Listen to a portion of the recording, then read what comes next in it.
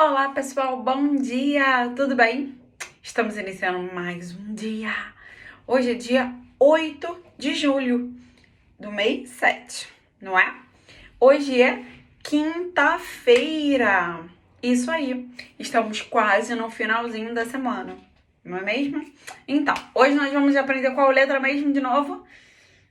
A letra O. Isso aí, nós vamos falar sobre a letra O. Muito bem. E hoje nós vamos assistir o link que vai estar aqui na descrição do vídeo, combinado?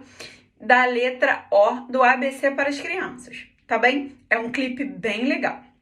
Mas antes disso, nós temos uma atividade para fazer. Vamos lá, vamos repetir todas as palavras que começam com a letra O, que nós já trabalhamos aqui. São muitas, né? Mas olha só. A ovelha começa com a letra O. Olhos começa com a letra O.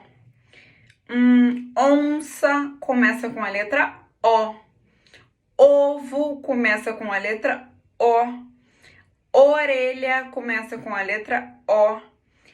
Óculos começa com a letra O. Muito bem. Agora, preciso dizer que eu dei uma dica com a atividade.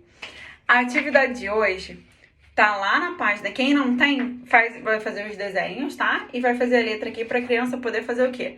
A criança vai ligar. Ela vai falar o nome de cada figura e ela vai prestar atenção para ver se a figura realmente começa com a letra O. Se começar com a letra O, a criança ela vai fazer uma linha até a letra O.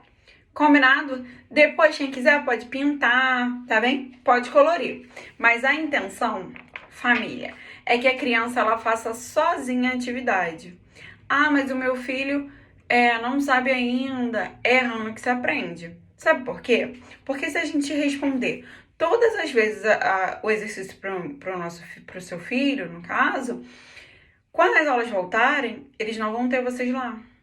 Então, eles precisam aprender a fazer sozinhos, tá bem? A cada dia está mais próximo o nosso retorno e a gente precisa dar essa autonomia para a criança para ela resolver a atividade dela sozinha. Ela precisa se desenvolver sozinha, tá bem?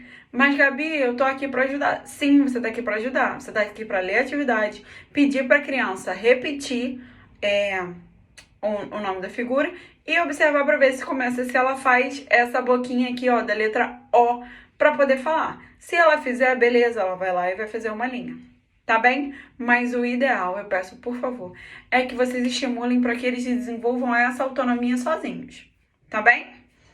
Um beijo!